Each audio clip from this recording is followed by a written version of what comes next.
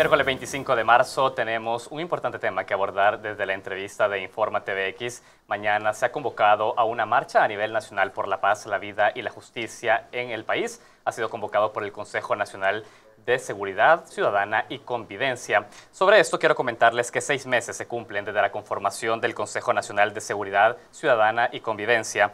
El espacio multisectorial busca generar propuestas para atender las causas que generan la inseguridad pública y el déficit de justicia. Mañana el Consejo ha convocado a una multitudinaria marcha en diferentes puntos del país para expresar el anhelo por una sociedad en paz.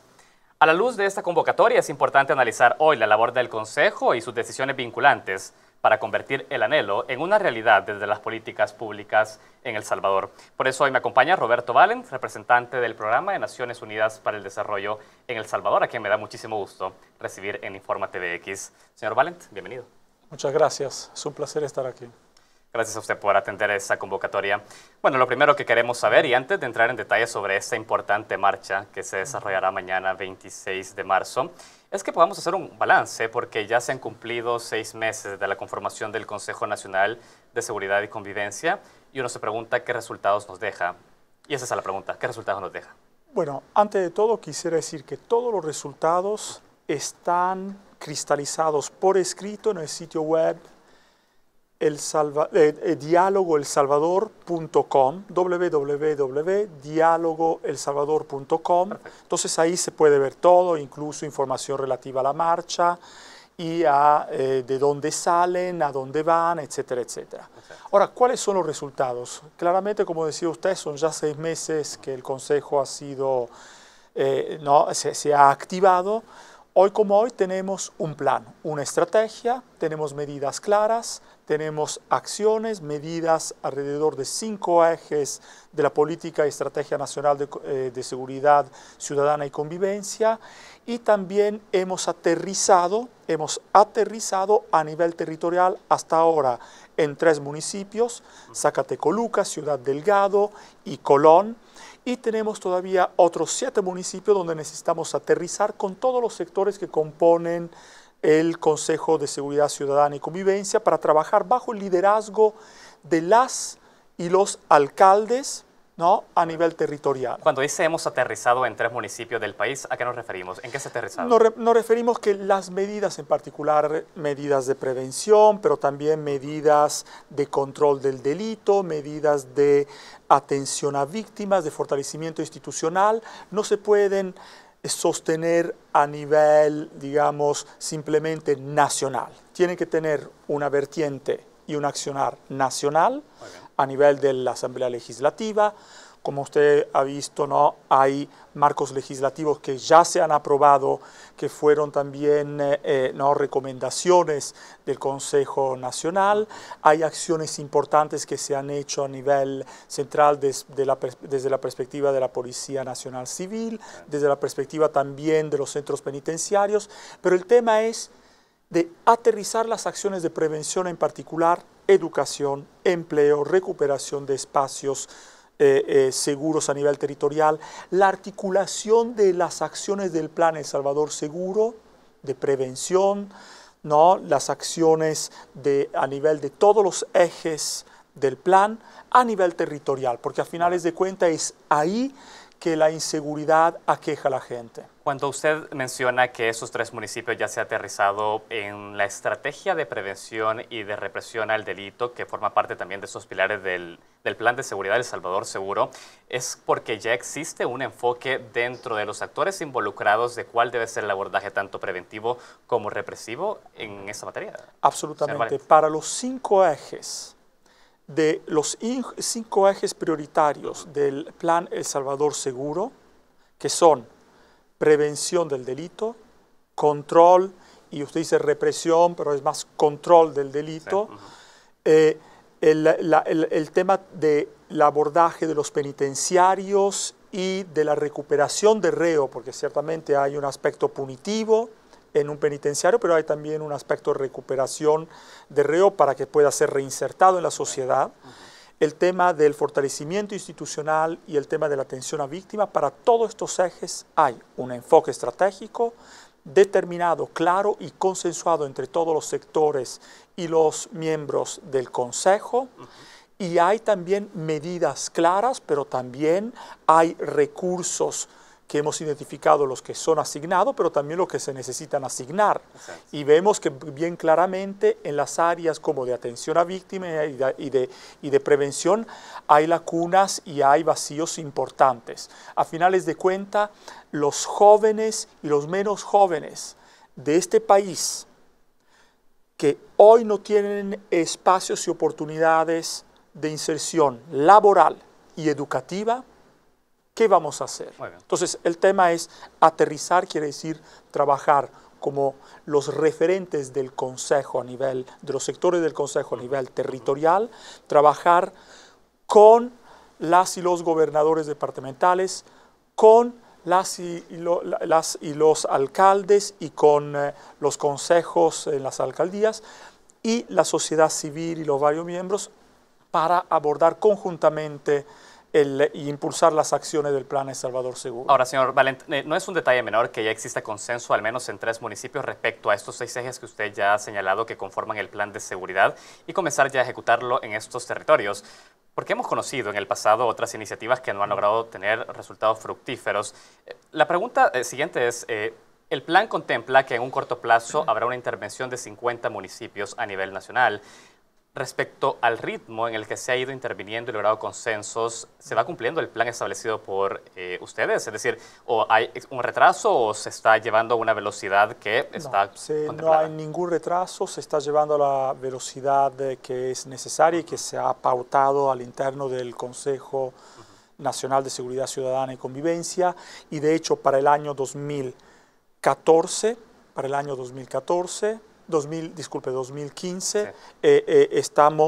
Tenemos que entrar en 10 municipios. Estos municipios son las zonas donde hay mayor problemática delincuencial, donde las manifestaciones de la inseguridad son mayores, donde los índices de inseguridad son mayores y también donde hay problemas de desigualdad y de falta de acceso a varios tipos de servicios educativos, empleo, etc. Entonces, el tema es entrar en estos 10, pero estos 10 ahí tenemos San Salvador, Mexicanos, Zacatecoluca, Ciudad Delgado, etcétera, etcétera. Estamos hablando de una población bien importante, a lo ancho y a lo largo del país. Excelente. Nos queda claro entonces que los plazos se están cumpliendo respecto a lo establecido en el plan de seguridad. Hay otro tema, porque el plan contempla que está basado también en una serie de estrategias.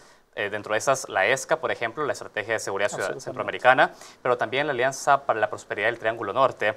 Y sobre eso, ya se ha anunciado que la Alianza espera intervenir 44 municipios en una manera inicial. Estos 44 municipios de la Alianza para la Prosperidad coinciden con estos 50 establecidos por el Plan de Seguridad El Salvador Seguro, señor Valent. ¿Hay una estrategia combinada en eso? Algunos coinciden, hay una estrategia combinada, sea con la ESCA que con la Alianza para la Prosperidad, y de hecho se ha tomado en cuenta el contenido que ha evolucionado claramente a nivel de la ESCA. Ya hay una estrategia, hay varios ejes de acción y programas prioritarios, ¿no? Para la Alianza para la Prosperidad se está articulando el contenido, pero ya se han establecido las articulaciones necesarias.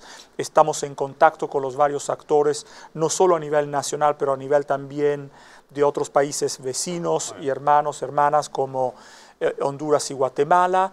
Entonces, El Salvador yo diría que está adelantado, porque El Salvador ya tiene, por lo que se refiere al eje de seguridad ciudadana y convivencia y a buena parte de la componente de educación, ya tiene pintado claramente la estrategia, el plan, medidas, ha identificado recursos, lo que quiere decir que esto es un trabajo que ya se puede poner en la mesa de discusión con los Estados Unidos, que está impulsando la Alianza para la Prosperidad, y el SICA, el Sistema Centroamericano de Integración, que está impulsando el ESCA. Ya que hablamos de los acuerdos, tengo que hacer la primera pausa de esta entrevista, pero al volver me gustaría que nos adelantara si ya se han identificado esos mecanismos de financiamiento de esos 6 pilares de la estrategia de seguridad que contempla el Plan El Salvador Seguro. Estaremos conversando eso al volver de la pausa. Hacemos un breve corte. Enseguida regresamos. Roberto Valen, representante del Programa de Naciones Unidas para el Desarrollo, se encuentra con nosotros. Ya volvemos.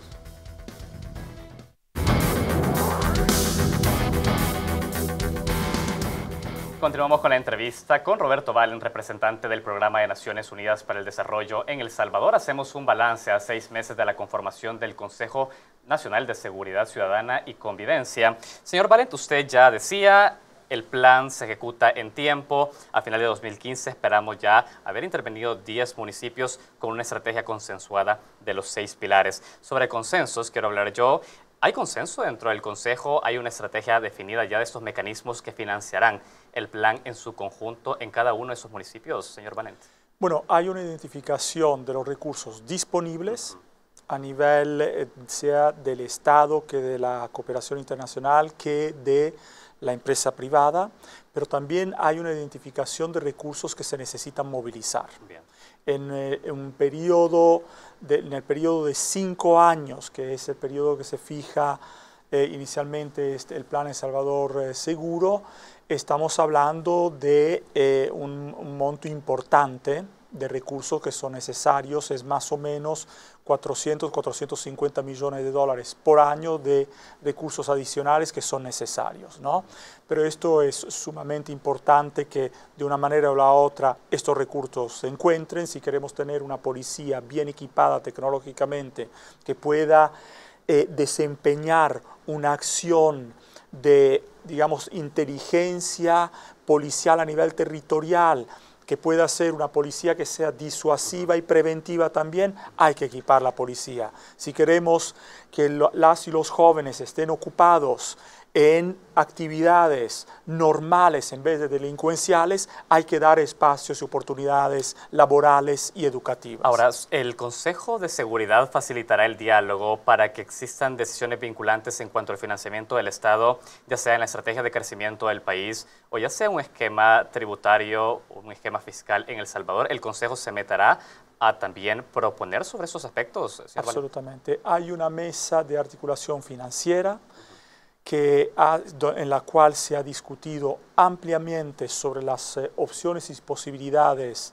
de obtención de recursos, sea externos, que se ha discutido también opciones potenciales de recursos internos, etcétera, etcétera. Yo pienso que es responsabilidad del Estado salvadoreño, de los 3 poderes del Estado, en particular 2, ¿no?, que son el legislativo y el ejecutivo, de asegurar que hayan los fondos necesarios para que el Plan El Salvador Seguro, que es un plan consensuado por todos los partidos políticos, por todas las iglesias, por sociedad civil, por los 3 poderes del Estado, pueda tener un encauce y se pueda implementar. Esto es claro. Ahora, me gustaría conocer cuál es la opinión del PNUD respecto a esta necesidad de que el Estado salvadoreño sea autosuficiente en cuanto a poder financiar su propia política pública para que no pueda depender de vaivenes de una crisis económica, por ejemplo, que afecten los flujos de cooperación internacional y que le pueda mantener la estabilidad de la ejecución de su política. ¿Cuál es la recomendación que hace el PNUD para que El Salvador pueda tener suficiencia económica en el financiamiento de la política pública?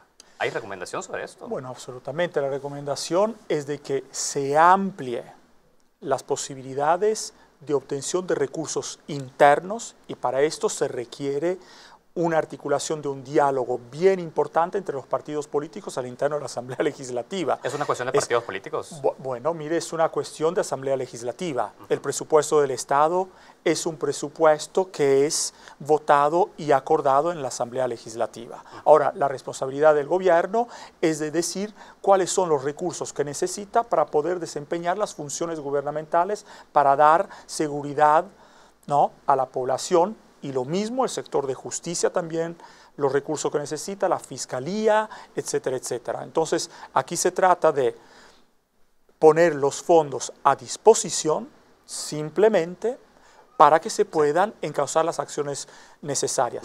Si tomamos en cuenta que el 11.5% del PIB, más o menos 2.500 millones de dólares al año, la población está gastando para tener rejas detrás de las ventanas, muros, pagar seguridad privada, etcétera, etcétera, es claro, y esto representa de seguro mucho más de lo que están pagando la población de otros países en América Latina, que representa más o menos un promedio de 7.7% del PIB, lo que dedican a la seguridad.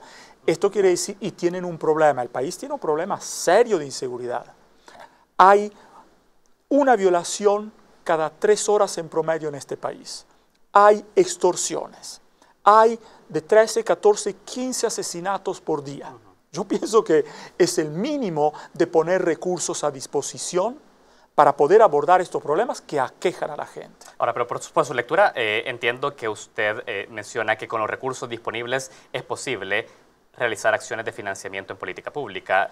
Con recursos disponibles es posible avanzar ciertas acciones. No es suficiente. Hay brechas. Muy bien. Quiero que hagamos un análisis respecto a estas iniciativas que el gobierno ha impulsado en los últimos meses. El Consejo mismo tiene como una atribución dar seguimiento a las políticas públicas, una ley contra el delito de extorsión, disposiciones transitorias respecto a la seguridad de agentes de seguridad, ya sea de la policía como de los militares. ¿Cómo está evaluando el PNUD ese tipo de iniciativas? Muy positivamente, porque el Estado, la sociedad, los poderes del Estado en particular, en este caso, se levantaron las mangas, hicieron el trabajo que tenían que hacer. El tema de las extorsiones es un problema enorme en este país. Entonces, hoy como hoy hay una ley, ahora hay que implementarla. Hay medidas transitorias que se han tomado también de protección de agentes del Estado, policía, jueces, fiscalía, etc. Es importante, aquí se están matando agentes del Estado.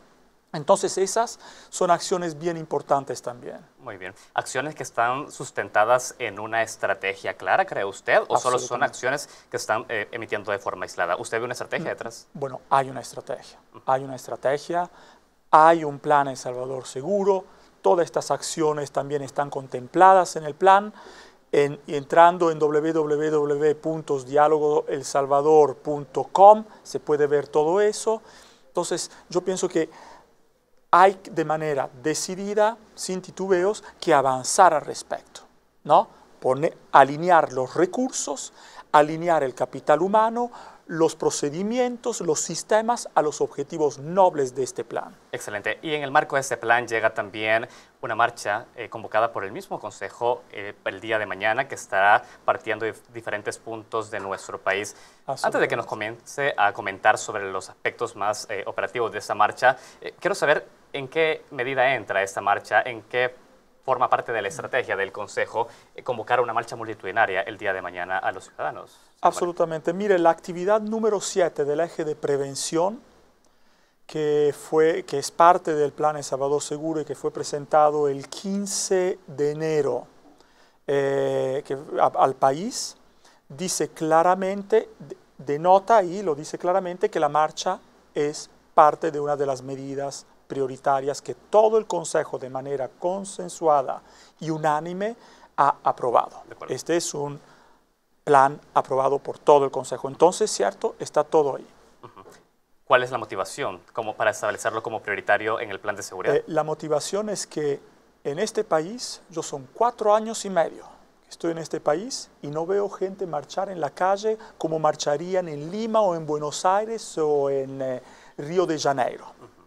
La motivación es que la población que está quejada de día en día por la violencia y por las manifestaciones de la inseguridad, tiene la posibilidad de manera voluntaria de sumarse como nación y población, marchar, tomar posesión y derechos de propiedad de las vías públicas para decir no a la violencia, sí a la paz, sí a la justicia y que se quiere vivir de manera digna en este país. Esa es la motivación. Usted habla de una motivación de una sociedad unificada en torno a la estrategia contra la inseguridad pública en el país. Hemos escuchado, a pesar que usted ha dicho que esto fue aprobado por unanimidad dentro del Consejo de Seguridad, posturas como la ANEP específicamente que ha criticado la marcha. ¿Esto de alguna manera erosiona los acuerdos previamente logrados, señor Valente? Mire, la ANEP ha tenido un papel clave en el Consejo Nacional de Seguridad Ciudadana y Convivencia. Su representante, el señor Arnoldo Jiménez, es parte del comité organizativo de la marcha. La empresa privada está apoyando superbamente esta marcha al punto tal que, por ejemplo, los transportistas están poniendo a disposición transporte a nivel de todo el país para esta marcha. Es decir, estamos hablando de un involucramiento de la empresa privada. Ahora, yo entiendo que hay personas en ANEP que están diciendo cosas que contradicen lo que el representante de la ANEP está vehiculando al interno del Consejo Nacional de Seguridad Ciudadana y Convivencia. A mí esto simplemente me apena, no tengo un análisis de las razones detrás de este tipo de cosas. Yo lo que pienso de todas maneras es que hay que mirar de frente y que mañana a las 7:30 de la mañana, 6.3 millones de salvadoreños que están en El Salvador deberían estar en esa marcha y 3 millones más o menos que están afuera de El Salvador deberían estar marchando a partir de los Estados Unidos, Italia, Australia, etcétera, etcétera. Excelente. Con ese llamado tengo que ir cerrando esta entrevista. Mañana entonces la invitación. ¿Cuáles son los puntos de encuentro donde la población que quiera sumarse a esta marcha puede atenderla y comenzar también a manifestarse por ese tema? Cierto, mire, la marcha inicia a las 7:30 en todo el país. Muy bien. En todas las cabeceras del país va a haber marcha. En San Salvador y La Libertad partirá de 4 puntos. Uno es la Catedral Metropolitana, el otro es Plaza Shafiq Handal, el otro es la Ceiba de Guadalupe y el Árbol de Paz. Y se va a confluir todos en el monumento a El Salvador del Mundo para estar conjuntamente ahí como país, como hermanos y hermanas, a decir no a la violencia, sí a la paz, sí a la justicia. Y miren, nos tomamos posesión y el derecho de caminar en nuestras calles y nuestras veredas. Con ese llamado tan claro a la población, señor Roberto Valen, representante del PNV en El Salvador, ha sido un gusto tenerlo en este espacio de entrevista y abordar algunos de los puntos de la agenda del Consejo y también esta invitación tan importante. No, el gusto es mío y muchas gracias por este espacio. Muchísimas gracias también a ustedes que nos han acompañado durante estos minutos de entrevista. Ya está hecha esa invitación. Mañana desde las 7:30 de diferentes puntos del país sale una importante marcha para pronunciarse en favor de la vida, la paz y la justicia. Nosotros hacemos una pausa en Informa TVX. Ya regresamos.